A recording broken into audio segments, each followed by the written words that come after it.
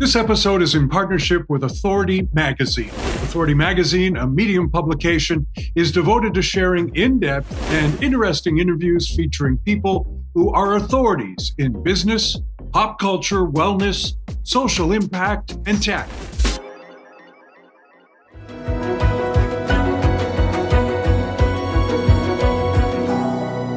Today we are going to get unbent.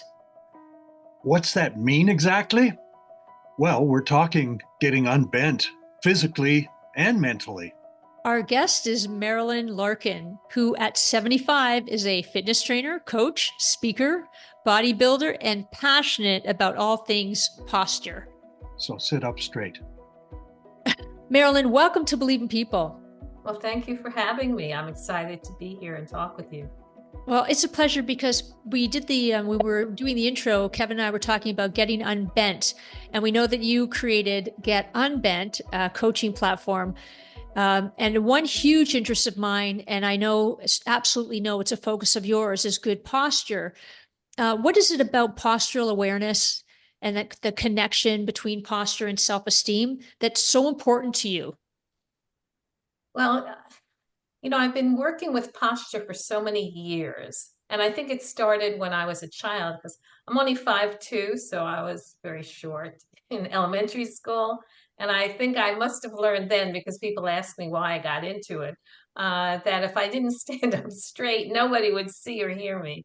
But I think now, since also I've been working out my entire life, posture is dynamic. That's one thing. And I'm saying it for a reason to answer your question. So posture is important for good form when you're working out to avoid injury. And I say it's dynamic so that people know it's not just about this or this or this. It's about everything. It's about moving. It's about everything you do. It's about function.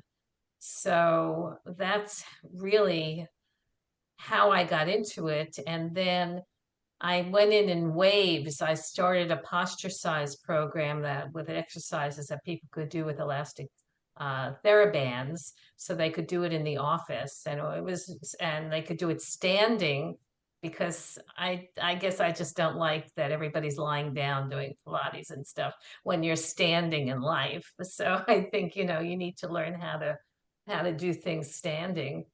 And then I got back into it. I was a personal trainer and all this and that, and I realized turning my fun into work was killing me. So I gave it up. But then I got back into it because I read, I think it was Cuddy who had these power poses. And I said, oh, that makes sense. But then I read more deeply. I was in social work school for a while, and there's a book called The Presentation of Self in Everyday Life. Don't ask me his name again, I can't think of. But it's all about the connection in a corporate setting of how you present yourself and how people respond to you. And even though I've stayed out of corporate settings, other than my clients, my whole life, it made total sense to me. And as a performer too, just that whole, like Grotowski method, your body is your instrument. It made sense that if you're going to be like this, you're not only hurting your back and so on, you're not giving a very good impression. And you're feeling down usually. There's a Peanuts cartoon that I use. It goes, this is my depressed stance.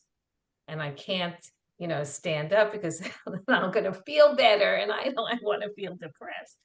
So we know that there is that connection, and I think it's so important. I think people underestimate even small changes that you make, like looking at the person in front of you instead of looking down.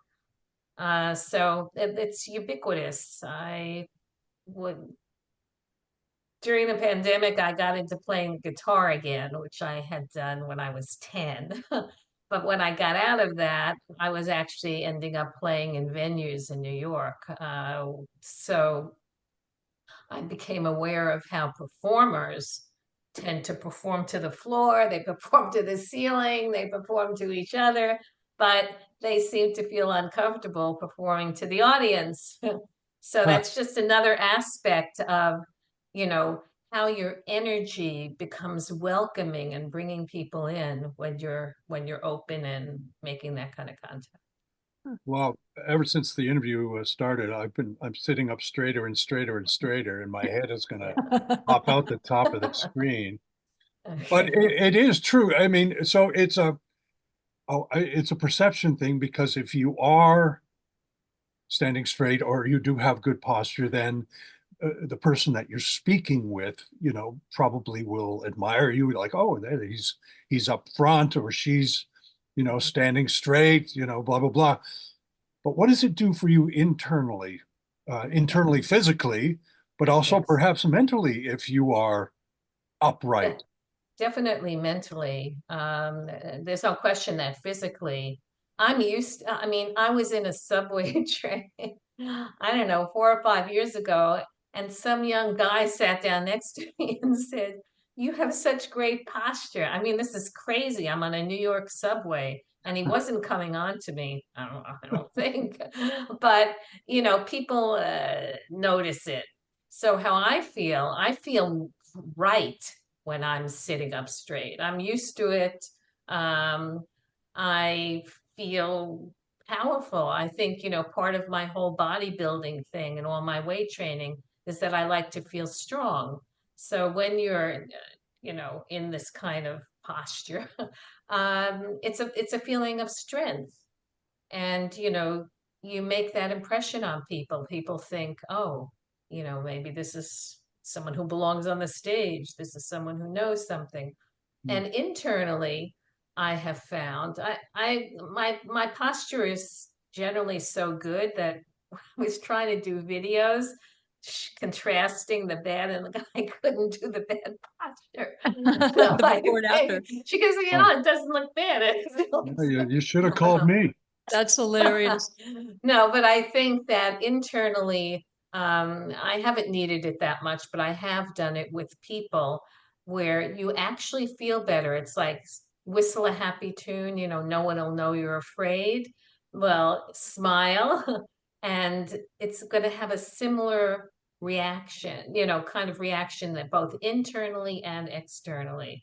If you sometimes just have to say, ugh, I don't feel like doing this, I think, Marilyn, smile and get ready to do it. Hmm. Yeah. Marilyn, I'm really interested in your journey because I mean, think about it. If I may, you're 75 years young. And, I remember, Jack LaLanne. I remember, fitness, way back when. I hope you too. I'm looking at you too. Okay. No, Kevin's like, who's you're Jack LaLanne? Okay, no, I know no, he no, knows. no, you're not I old know enough to Jack know Jack LaLanne. And LaLanne. and it was not really that new. I mean, Jane Fonda and so forth. But I Yeah. mean, really, you were of the cutting edge of fitness and bodybuilding. What sparked Well, that for you way back when? well, it's funny that you say that because, of course, I grew up. A nice Jewish girl doesn't go into fitness, even though I was, athletic and performed from childhood on. I was a tomboy and, so called and whatever. So I'm actually been earning a living as a medical writer and first a consumer writer, and now I write with Medscape, and they just ask me to edit for them. So, that's so I've had this duality where I say I'm either at my desk all day because I always work from home by choice, or I'm in the gym doing some really intense workout, or, for a time I was doing ballroom dance tricks and comps and stuff like that. And I think really for me it's that I love the feeling. I always tell people I don't do things for an effect. To me it's about the journey, it's about the process. And once I've done something, I'm more about okay, what's next? And that's sort of how I live. So about 22 years ago, I did do a natural bodybuilding comp. It was my first one and my only one until this past June, because I wanted to be and have some kind of goal and contest. I wanted to challenge myself. And what I really wanted to do was an aerobics competition. And people told me at that time, so like I was in my 50s, you know, forget it. They want tall, thin, blonde, young people in those contests. Definitely not me. But I had a trainer who said, your body is perfect for bodybuilding. And I didn't know what that was. I was like, okay, train me. And I did bodybuilding, and everybody was telling me I inspired them. So I got my fitness certifications because I said I can't inspire people to do bodybuilding competitions on it. So I worked with them for a while. And then fast forward to June, because of course with the cancer thing, I suddenly realized, well, maybe this is something I want to do again, for me, because again, it's about feeling strong and getting strong and challenging myself. And That's actually, really what it's been.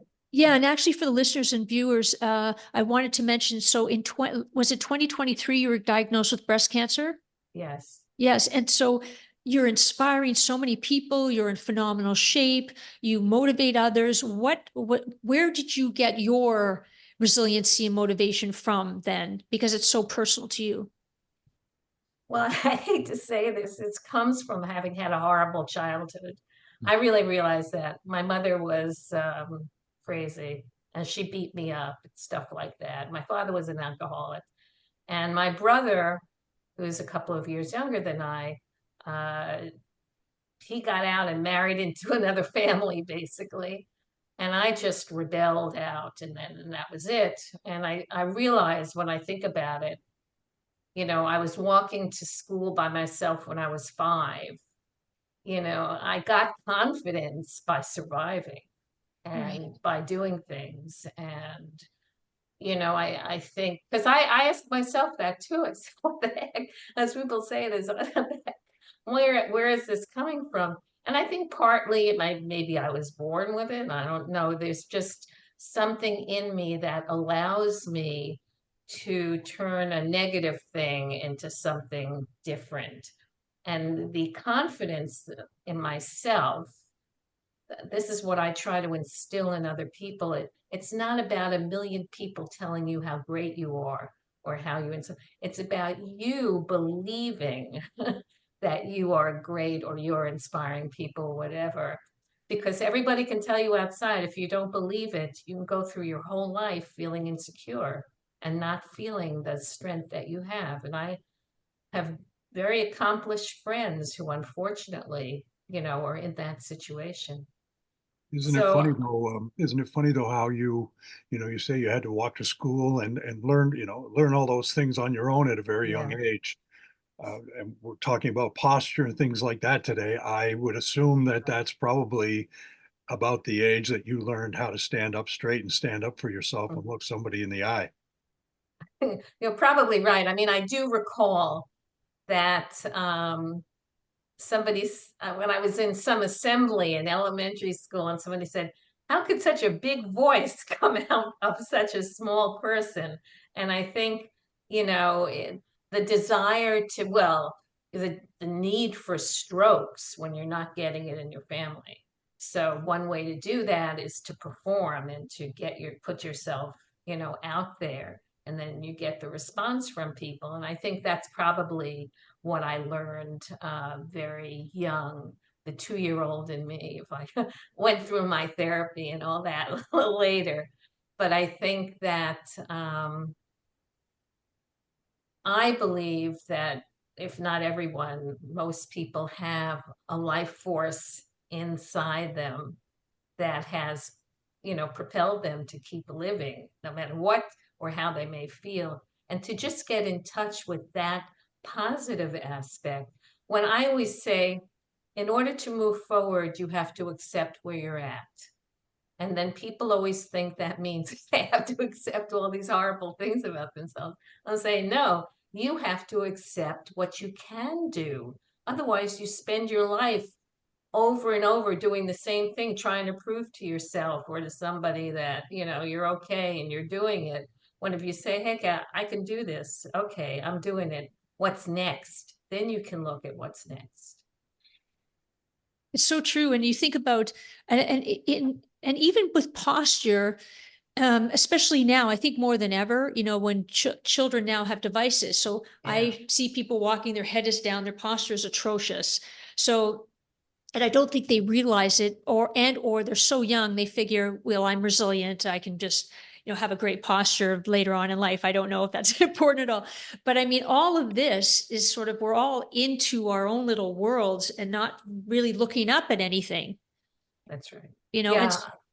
so what I'm you sorry. do is more important than ever, Marilynn.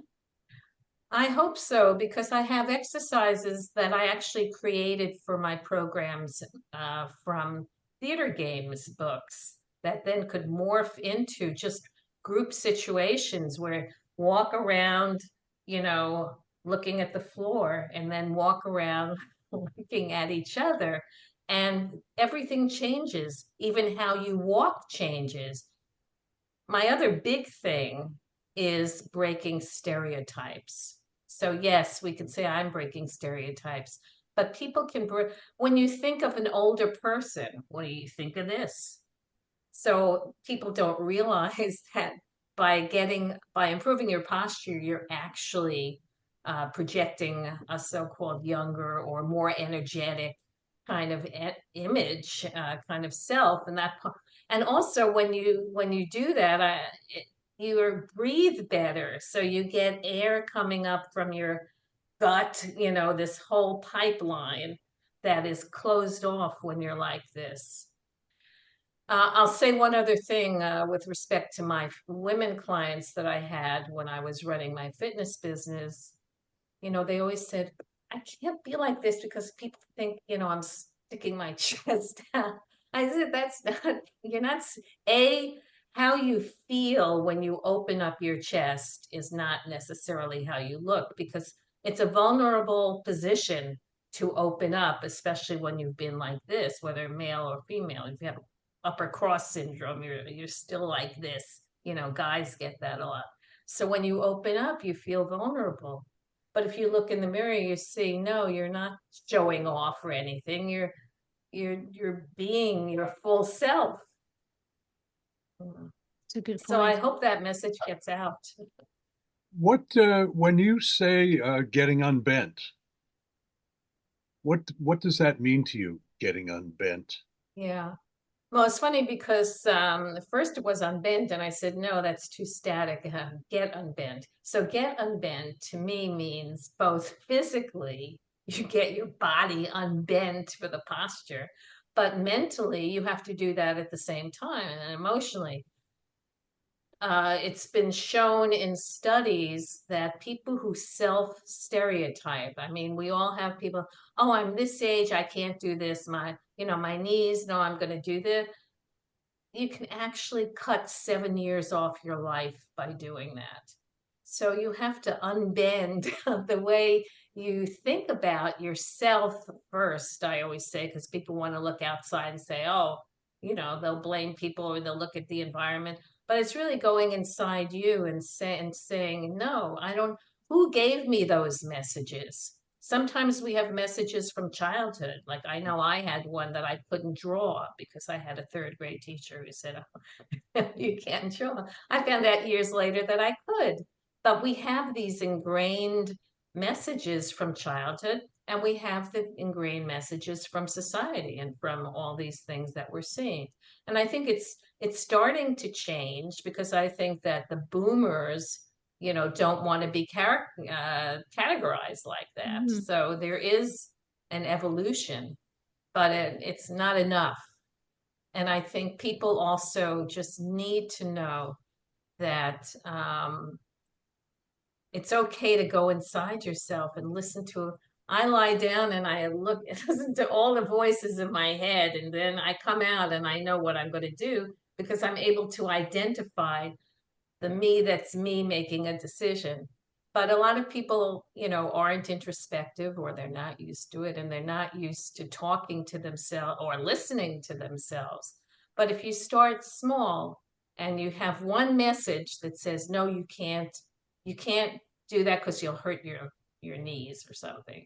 And you say, who said that to me? Where did I get this idea? And then maybe you're in a position to say, guess what? I don't have to listen to it anymore. I chose to listen to it. I can choose not to. And I hope too, Marilynn, from that, you know, as we evolve, particularly as we get older, I'm hoping that the language changes because of the way, you know, we say senior activities, senior fitness. I mean, it's ridiculous. I mean, it's just infuriating actually to me that we still have that sort of language, you know, hanging around.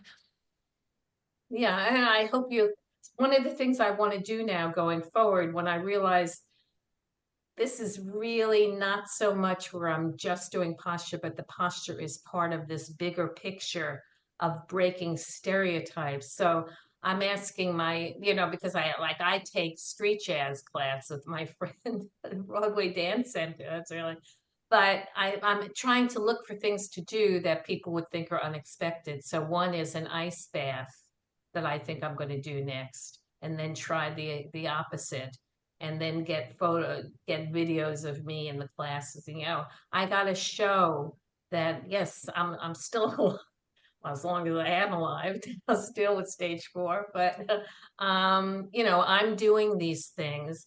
And what's important is that I'm not the only one who can do it. I'm like a permission giver. I want to tell people, no, please, it's lonely at the top. You want to give people permission to do these things. So, I hope maybe you'll do some of these things as well with me, Amy, Well, because we got to show people. Yeah. we Exactly. hear so much. We hear so much about people. He's got the weight of the world on his shoulders, and today's, politically, financially, today's world, medically, all these kinds of things. I mean, there is a lot of weight on Yes. people's shoulders these days, and I am not surprised that it might be affecting their posture.